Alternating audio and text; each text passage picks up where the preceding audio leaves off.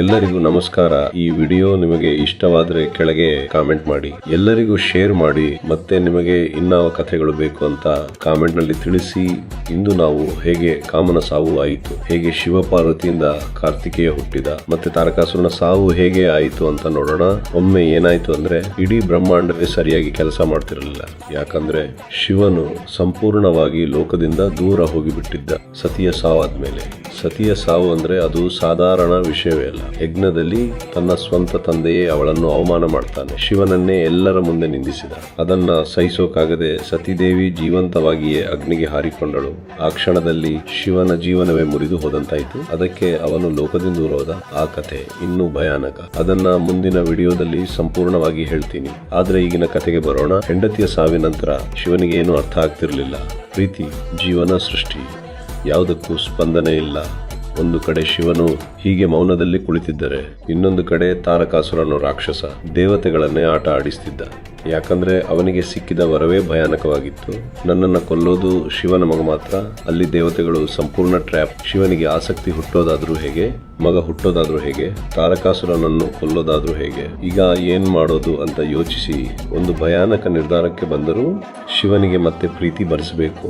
ಅದಕ್ಕೆ ಕಾಮದೇವನ್ನ ಕಳುಹಿಸಿದರು. ಹೌದು, ಪ್ರೀತಿಯ ದೇವ. ಆದ್ರೆ ಇದು ಆಟ ಅಲ್ಲ. ಶಿವನ ಧ್ಯಾನ ಭಂಗ ಮಾಡೋದು ಅಂದ್ರೆ ಅದು ಜೀವದ ಜೊತೆ ಆಟ ಆಡೋದ್ರಂತೆ. ಹಿಮಾಲಯದಲ್ಲಿ ಪೂರ್ತಿ ಮೌನ, ಗಾಳಿ ಕೂಡ ಶಬ್ದ ಮಾಡೋದಿಲ್ಲ. ಅಲ್ಲಿ ಶಿವನು ಕಣ್ಣು ಮುಚ್ಚಿಕೊಂಡು ಧ್ಯಾನದಲ್ಲಿ ಕುಳಿತಿದ್ದ. ಕಾಮನು ನಿಧಾನವಾಗಿ ಬಂದು ಮರೆಯಲ್ಲಿ ನಿಂತು ತನ್ನ ಹೂವಿನ ಬಾಣ ತೆಗೆದುಕೊಂಡ. ಈ ಬಾಣ ಏನ್ ಮಾಡುತ್ತೆ ಅಂದ್ರೆ ಯಾರ ಹೃದಯದಲ್ಲಾದ್ರೂ ಪ್ರೀತಿ ಹುಟ್ಟಿಸಬಹುದು. ಕಾಮನ ಗುರಿ ಹಿಡಿದ.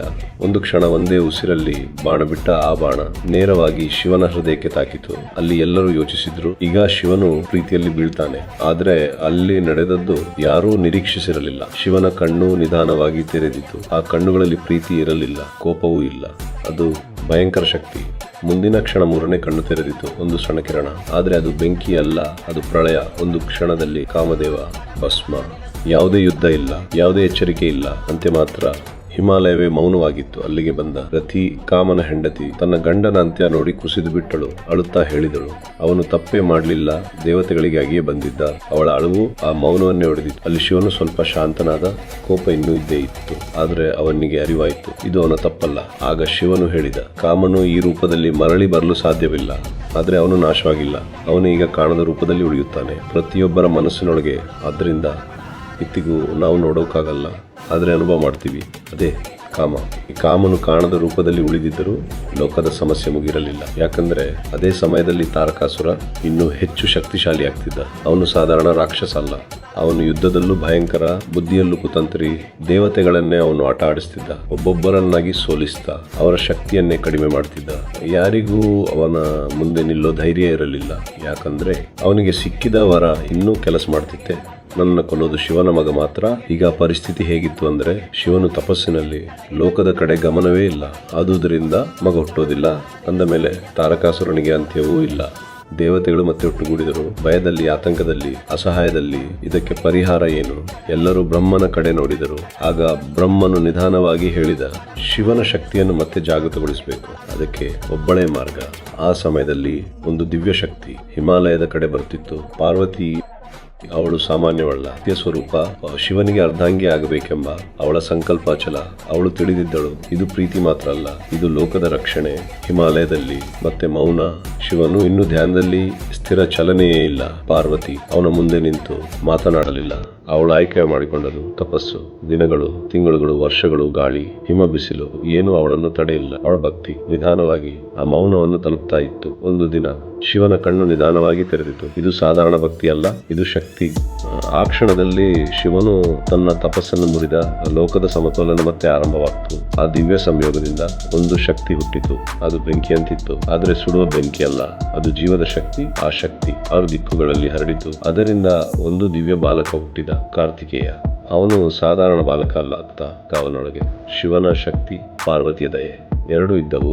ಅವನು ಬೆಳೀತಿದ್ದಂತೆ ಅವನ ಶಕ್ತಿ ಕೂಡ ಹೆಚ್ಚಾಗ್ತಿತ್ತು. ಅವನ ಕಣ್ಣುಗಳಲ್ಲಿ ಒಂದು ಗುರಿ ಮಾತ್ರ, ಧರ್ಮವನ್ನು ಕಾಪಾಡಬೇಕು. ದೇವತೆಗಳು ಮತ್ತೆ ಆಶೆಯಿಂದ ನೋಡಲು ಶುರು ಮಾಡಿದರು. ಇವನೇ ನಮ್ಮ ರಕ್ಷಕ. ಒಂದು ಕಡೆ ತಾರಕಾಸುರ, ಇನ್ನೂ ಗರ್ವದಿಂದ ಲೋಕವನ್ನು ಆಳ್ತಿದ್ದ. ಅವನಿಗೆ ಗೊತ್ತಿರಲಿಲ್ಲ ಅವನಂತೆ ಸಮೀಪಿಸುತ್ತಿದೆ ಅಂತ. ಒಂದು ದಿನ ಯುದ್ಧ ಶುರು ಆಯಿತು. ಭೂಮಿ ಕಂಪಿಸಿತು, ಆಕಾಶ ಕದಡಿತು. ಒಂದು ಕಡೆ ತಾರಕಾಸುರ, ಇನ್ನೊಂದು ಕಡೆ ಕಾರ್ತಿಕೇಯ. ಇದು ಸಾಧಾರಣ ಯುದ್ಧ ಅಲ್ಲ, ಇದು ಅಹಂಕಾರ ಮತ್ತು ಧರ್ಮದ ನಡುವೆ. ತಾರಕಾಸುರನಗ್ತಾ ಹೇಳಿದ, ನನ್ನನ್ನು ಯಾರು ಸೋಲಿಸ್ತಾರೆ? ಕಾರ್ತಿಕೇಯ ಶಾಂತವಾಗಿ ಉತ್ತರ ಕೊಟ್ಟ, ನಾನು. ಯುದ್ಧ ಪ್ರಾರಂಭವಾಯಿತು. ಉತ್ತರಗಳು, ಶಕ್ತಿಗಳು, ಘರ್ಷಣೆ. ಪ್ರತಿ ಪ್ರಹಾರವು ಭೂಮಿಯನ್ನು ಕದಡುತ್ತಿತ್ತು. ಆದರೆ ಕಾರ್ತಿಕೇಯನಲ್ಲಿದ್ದ ಶಕ್ತಿ ಅದು ಬೇರೆ ಮಟ್ಟ. ಕೊನೆ ಕ್ಷಣ, ಒಂದು ಅಂತಿಮ ಪ್ರಹಾರ, ಶಿವನ ಶಕ್ತಿ ಒಂದೇ ಕಿರಣವಾಗಿ ತಾರಕಾಸುರನಲ್ಲಿ ಬಿದ್ದಿತು. ಒಂದು ಕ್ಷಣದಲ್ಲಿ ಅವನ ಅಹಂಕಾರ, ಅವನ ಶಕ್ತಿ, ಅವನ ಅಸ್ತಿತ್ವ ಎಲ್ಲವೂ ಅಂತ್ಯ. ಯುದ್ಧ ಮುಗಿದಿತು. ಲೋಕ ಮತ್ತೆ ಉಸಿರಾಡಿತು. ದೇವತೆಗಳು ಶಾಂತವಾಗಿ ನಿಂತರು. ಅಲ್ಲಿ ಶಿವನು, ಪಾರ್ವತಿ, ಕಾರ್ತಿಕೇಯ, 3 ಶಕ್ತಿಗಳು ಒಂದೇ ಸಮತೋಲನದಲ್ಲಿ. ಆಗ ಶಿವನು ನಿಧಾನವಾಗಿ ಹೇಳಿದ, ಆ ಶಕ್ತಿ ಎಂದಿಗೂ ನಾಶವಾಗುವುದಿಲ್ಲ, ಅದು ರೂಪ ಬದಲಿಸುತ್ತದೆ ಸಮತೋಲನಕ್ಕಾಗಿ. ಆದ್ದರಿಂದ ಇವತ್ತಿಗೂ ಯಾವಾಗಲಾದರೂ ಅಧರ್ಮ ಹೆಚ್ಚಾದರೆ ಶಕ್ತಿ ಮತ್ತೆ ಹುಟ್ಟುತ್ತೆ. ಅದು ಯಾರಾದರೂ ಆಗಿರಬಹುದು, ನಿನ್ನೊಳಗೂ ಇರಬಹುದು.